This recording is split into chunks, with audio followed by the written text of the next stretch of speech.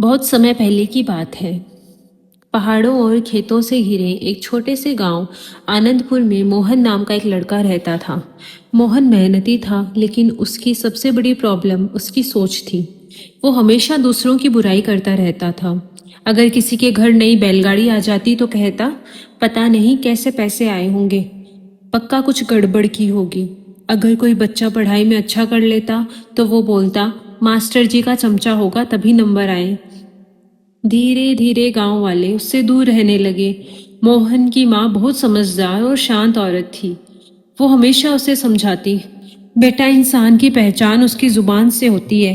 मीठा बोलने वाला हर जगह इज्जत पाता है। लेकिन मोहन हंसता हुआ कहता, आजकल सीधे लोगों की कोई वैल्यू नहीं होती। एक दिन गांव में खबर फैली कि शहर से एक बड़ा व्यापारी आ रहा है। उसका नाम था सेठ दयानंद। वो गांव में अनाज का बड़ा व्यापार शुरू करना चाहता था और उसे ईमानदार लोग चाहिए थे। पूरा गांव एक्साइटेड था। अगले दिन सेठ दयानंद गांव पहुंचा। उसने सबको देखा और बोला, मुझे ऐसे लोग चाहिए जो सिर्फ मेहनती ही नहीं बल्कि अच्छे स्वभाव के भी हों। मोहन तुरंत आगे आया, सेठ जी, पूरे गांव में मुझसे ज्यादा मेहनती कोई नहीं। तब एक बूढ़ा आदमी रामलाल धीरे से आगे आके कहा, मेहनती जरूर है पर जुबान बहुत कड़वी है। सब लोग मोहन की बुराई करने लगे। सेठ दयानंद ने शांत आवाज में कहा, बेटा, मेहनत इंसान को आगे ले जाती है, लेकिन अच्छा व्यवहार उसे ऊपर उठाता है। ये बात मोहन के दिल पर लग गई। उस रात वो उदास होकर नदी के किनारे बैठा था। तभी एक बूढ़े साधु वहां आए। उन्होंने मोहन से पूछा, परेशान क्यों हो बेटा? मोहन ने सारी बात बता दी। साधु मुस्कुराए और बोले, क्या तुम सच में बदलना चाहते हो?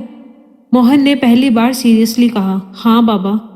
साधु ने उसे एक छोटा सा आईना दिया और बोले, रोज सुबह इसमें अपना चेहरा देखना और खुद से पूछना, आज तुम्हारी जुबान किसी को दुख देगी या खुशी?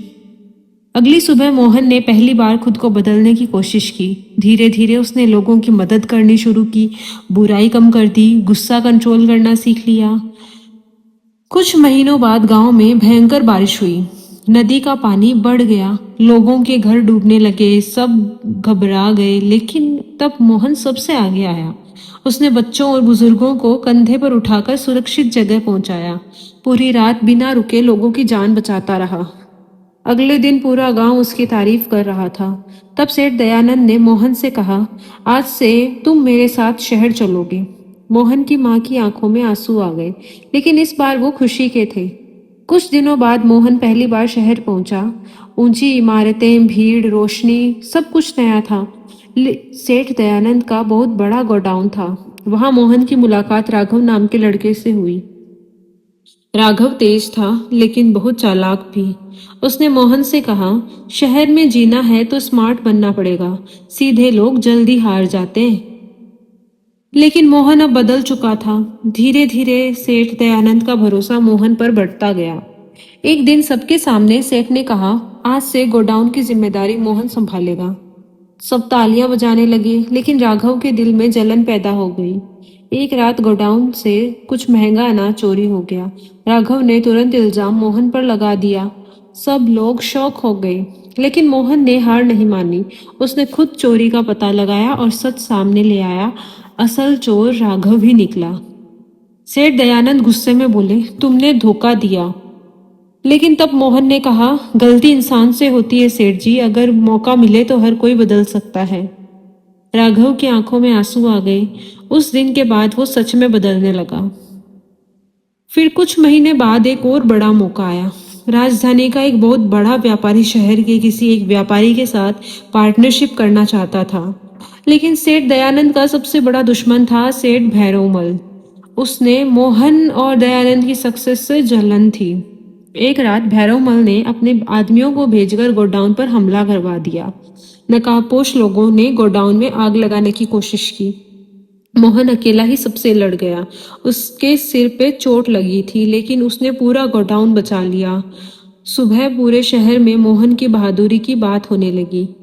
राजधानी के व्यापारी ने भी ये सब सुना और पार्टनरशिप सेठ दयानंद को दे दी। अब मोहन के नाम हर जगह इज्जत से लिया जाने लगा था। एक दिन मोहन को रास्ते में एक घायल बूढ़ा आदमी मिला। मोहन उसे घर ले आया और सेवा की। उस बूढ़े ने मोहन के गले में एक पुराना ताबीज देखा और शौक हो गया। उसने पूछा, ये ताबीज तुम्हारे पास कैसे आया? मोहन ने कहा, बचपन से मेरे पास है। बूढ़ा आदमी रो पड़ा। मैं तुम्हारे पिता का दोस्त हूँ। मोहन की दुनिया हिल गई। उसने पहली बार सुना कि उसके पिता चोर नहीं थे। उनका नाम रतन सिंह था और उन्हें एक लालची जमींदार वीर प्रताप ने झूठे इल्जाम में फंसाया था। मोहन ने माँ से सच पूछा। माँ ने रोते हुए सब बता दिया। मोहन के अंदर सालों का दर्द जाग गया। अब उसने सच दुनिया के सामने लाने का फैसला कर लिया। लेकिन वीर प्रताप अब एक बहुत बड़ा और एक ताकतवर आदमी बन चुका था। उसने मोहन को मारने की प्लानिंग शुरू कर दी। एक रात मोहन पर हमला हुआ, लेकिन सेठ दयानंद ने उसकी जान बचा ली। उस बूढ़े आदमी शंभूनाथ ने मोहन को एक पुराना संदूक दिया जिसमें वीर प्रताप के गुनाहों के सबूत थे। लेकिन उसी रात संदूक चोरी हो गया। मोहन समझ गया कि दुश्मन डर गया है। अगली सुबह मोहन और राघव ने छुपकर चोर का पीछा किया और एक पुराने खंडहर तक पहुंच गए। वहां वीर प्रताप अपने आदमियों के साथ बैठा था। वो जोर जोर से हंस रहा था। रतन सिंह को बर्बाद किया था, अब उसके बेटे को भी खत्म कर दूंगा। तभी अंधेरे से एक आवाज आई, क्योंकि रतन सिंह मेरा नहीं है,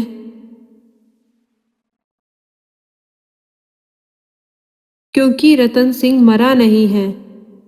सब लोग शौक हो गए। एक बूढ़ा आदमी सामने आया। उसका चेहरा जला हुआ था।